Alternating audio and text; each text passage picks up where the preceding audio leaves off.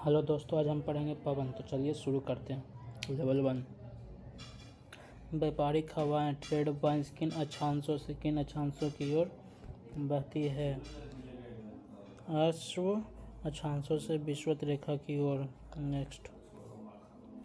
उच्च दाब क्षेत्र से भूमध्य सागर की ओर चलने वाली पवनें होती है व्यापारिक पवनें। व्यापारिक हवाएं होती है नियमित व स्थिर, पूरे वर्ष एक ही दिशा में प्रवाहित होने वाली पवन क्या कहलाती है? सनातनी पवन।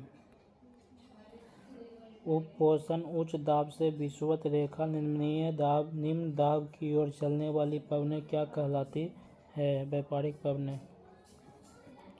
व्यापारिक पवनें कहाँ से कहाँ चलती है? उपपोषण उच्च दाब से। गृहस्थी चालीसा प्रचंड 50 एवं चिकता 60 क्या है?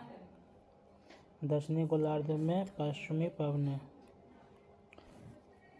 दहाड़ता चालीसा क्या है? दक्षिणी गोलार्ध में 40 डिग्री अक्षांश के पास चलने वाली तेज हवा। भयंकर 50 चलते हैं 50 डिग्री दक्षिणी अक्षांश पर। चिकता 60 पवन प्रवाहित होती है 60 डिग्री दक्षिण अक्षांश के निकट। चलिए दोस्तों, लेवल 2 देखते हैं। मानसून शब्द का तात्पर्य है हवाओं के रुख का बदलना। मानसून शब्द अरबी शब्द मौसम से बना है और इसका अर्थ होता है कि पवन की दिशा में मौसमी बदलाव होता है।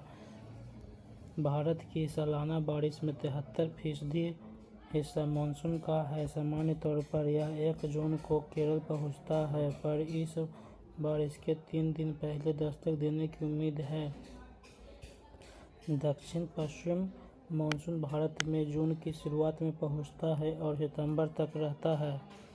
मानसून के समय ही भारत में सबसे अधिक वर्षा जल प्राप्त होता है। भारत में अर्थव्यवस्था की वृद्धि और मुद्रास्फीति की संभावनाओं का पता लगाने में मानसून का आगमन और उसकी असमानता बहुत महत्वपूर्ण भूमिका निभाते हैं। भारत में वर्षा का वितरण असमान है। इसका मतलब है कि कहीं भारी सूखा पड़ा है तो कहीं जानलेवा बाढ़ आई।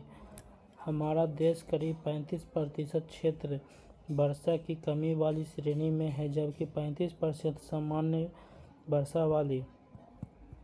भारत की अर्थव्यवस्था के लिए मानसून का काफ़ी महत्व है। इसके सीधे तौर पर किसान प्रभावित होते हैं। संयुक्त राज्य अमेरिका के मध्य मैदानों पर चिनूक हवाओं का क्या प्रभाव पड़ता है? गर्मी का तापमान कम हो जाता है। चिनूकिया स्थानीय हवा है। संयुक्त राज्य अमेरिका के पश्चिम तट से प्रारंभ होकर रॉकी पर्वत को पार करके उसके नीचे उतरने वाली गर्म एवं शुष्क हवा। इसका औसत तापक्रम 40 डिग्री फ़ारेनहाइट लगभग 4 डिग्री। अचानक तापक्रम कम होने पर बर्फ पिघलने लगती है।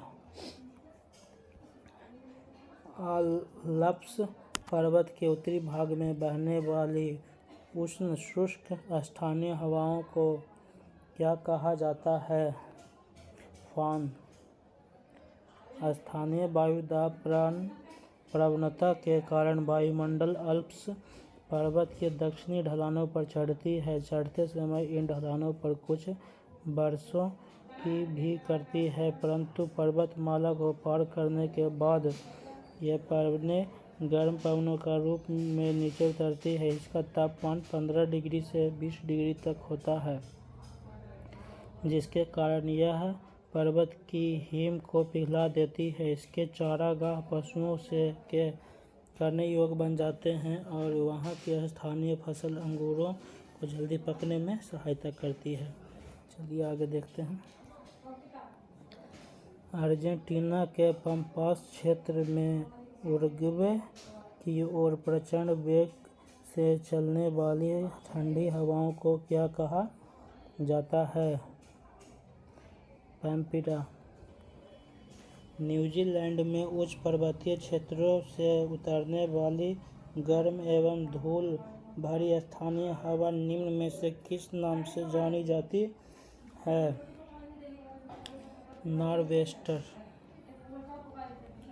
संयुक्त राज्य अमेरिका के पश्चिमी तट से प्रारंभ होकर रॉकी पर्वत को पार करके उसके नीचे उतरने वाली गर्म एवं शुष्क हवा किस नाम से जानी जाती है? चिनूक। निम्नलिखित में से कौन सुमेलित नहीं है?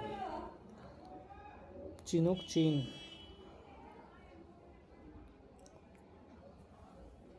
यूरोप में जूरा पर्वत से जिनेवा झील की तरफ रात्रि में चलने वाली शीतल एवं शुष्क पवन को किस नाम से जाना जाता है?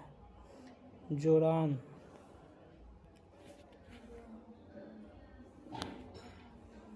रॉकी पर्वत के पूर्वी ढालों पर उतरने वाली हवा को संयुक्त राज्य अमेरिका और कनाडा में क्या कहा जाता है? चिनूक। निम्न में से कौन सी ठंडी स्थानीय हवा नहीं है? खमसीन।